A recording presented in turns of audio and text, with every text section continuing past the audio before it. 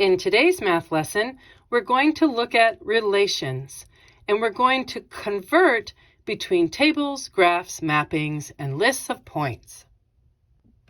In example 1, we are asked to express the relation below as a graph. So this is what you call a mapping. So a mapping shows a whole list of domain values and range values.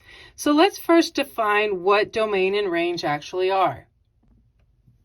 So knowing that a mapping is a list of the domain and range values with arrows connecting corresponding values, let's find out what we're talking about.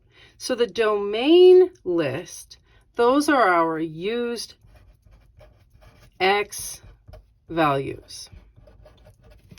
So this whole list right here, those are X values. While the range is the used Y values. So this list for the range, these are all Y values. So this X list, this domain list, is corresponding to the x-axis down here at the bottom of our graph. And usually your graphs are labeled as to what each axis is representing. So that's pretty helpful. So that's a reminder in case you forget. This entire bottom row, these are X values, which means that my range values, my Y values, are here on the left. And it is also labeled up at the top to help us, in case you forget, to remember that these are all the Y values. So these arrows from the left side in the domain are pointing to a number, a value in the right side in the range. And that is how we're going to plot our points. So let's get started. So the 5 in the domain, the 5 on the X, is pointing to the 10 on the Y. So we come here to the 5 on the X-axis. There it is. And we go then up to the 10 on the Y-axis. There it is. And that is our first coordinate point. This is our first X and Y point. So this is the point 5, 10, because every coordinate point is always the X value and then the Y value. In my domain, the second value is an 8, and this 8 is pointing to the 9. So let's start this process over. So let's look on the X-axis for an 8. There it is. And if you want to, you can circle it just to help you find it and get started. And we are seeing that this 8 is pointing to the 9. So we are going to go from this 8 on the X-axis up to the 9 right above it, because that corresponds to a 9 on the Y-axis. And this will be our second point. So if you were to write its coordinate point, you would say this is 8, 9, as every coordinate point is always X and then Y. Let's write our third and final coordinate point for this example. So 9 is pointing to 7. So the 9 on my X-axis is where we start. And since this 9 points to a 7, we are going to go up to where the Y-axis would have a height of 7. And there is that third point. And we can write its coordinate point address of 9, 7, remembering that every coordinate point is X and then Y. And there you go. In our second example, we're going to express the relation below as a graph. So we are going to plot all 3 of these coordinate points. So we remember from example 1 that when you are given a graph, a coordinate plane, we know that the x-axis is always this bottom axis, and it is usually labeled, so that helps us in case you don't remember. This is the x-axis, and this one here on the left, this is your y-axis, and it is also usually labeled. So that's very helpful. We also know that coordinate points are always in the order X and then Y. So looking at the particular values that we need to plot, the coordinate points that we need to plot, let's go see where they belong. So we know that we have X and then Y. For our first coordinate point, it's 3 and then 8. So I come to my X-axis and I find the 3. And I go up to the 8 from here. So here's the Y value, and I come over and make one coordinate point. This is the point 3, 8. You might even think of this as a house with an address. Every house has a house number and a street name. So that's one location. So you could say that this house has a house number and a street name. So these two numbers make one point. They are the address, so to speak, of that one point. My second point to plot is a 9, 2. So we know this is my X, there is my Y. So here we come across the X-axis to a 9. And then our Y value is 2, so I go up the Y-axis to 2. And so over 9 up 2 gives me my second point. And this is 9, 2.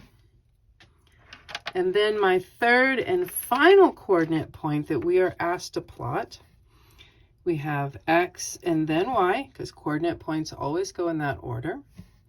So this time we're going to go over nothing. So here is 0. And up to 7, which is right there. So over nothing, just straight up to 7. Plot that point. And that is the coordinate point 0, 7. So we have 3 houses, so to speak. Each one has a house number and a street name. So every coordinate point gets 2 numbers for 1 point on the coordinate plane. And there you go. In example 3, we're going to express the relation below as a graph by plotting this table of coordinate points on the given coordinate plane. Let's start by comparing tables to coordinate points. So a table is always comprised of 2 lists of numbers, and the X values are always on the left, with the Y values always on the right. Well, hey, that should sound kind of familiar because coordinate points are always listed with the X value on the left and the Y value on the right. So you can literally use this relationship between tables and coordinate points to help you realize that when you're given a table, this is a lot like saying, hey, here's a coordinate point, there's another coordinate point, and here's a third coordinate point. All right, let's get started. So remembering that my X-axis is the one here at the bottom, it is horizontal. And my Y-axis is the one here on the left, it is vertical. And these are always labeled for us, which is very helpful. Let's go plot our points. So first we have the coordinate point 7 and 10.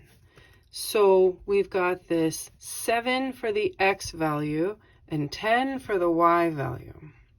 So remembering that our X values always go side to side, while our Y values go up or down, we say, okay, X value of 7, so we come along the X axis between 6 and 8, yep, there's a 7. And then I come up to 10, and so I go all the way up to where my Y axis has a 10, and I come over and make one coordinate point right there, and that is the coordinate point 7, 10. Nice. My second coordinate point is 5, 2. So my X value is 5, so I come across my X axis between 4 and 6 is a 5. And then I'm going to go up my Y axis to 2, and connect these 2 points. So if I go back to 5 and up 2 units, there it is. There's my second coordinate point, 5, 2. And finally, my third coordinate point is 3, 4. So x is a value of 3, which is between 2 and 4. So there's my 3. And then I go up the y-axis to 4, so there that is. And I'll know how high up to track. So back to 3, up a height of 4 units. There we are. And here's my coordinate point, 3, 4. And there you go. In example 4, we're asked to express the relation below these coordinate points as a table over here. So this really is just a very friendly little problem showing us the very clear relationship between coordinate points and tables. So let's see. We know that coordinate points always have to go in the order x and then y. And tables also go in the order of x and then y. So it's great that the order of our numerical values is exactly the same. You could almost run a table right down through the center of these coordinate points just to help you keep your eyes focused on what goes with what. Okay, so 14x has a value of 18 for its y, and that's right here. And 7x has a value of 9 for its y, and that's right here. And 0 for x has a value of 4 for its y, and that's what goes right there. And there you go.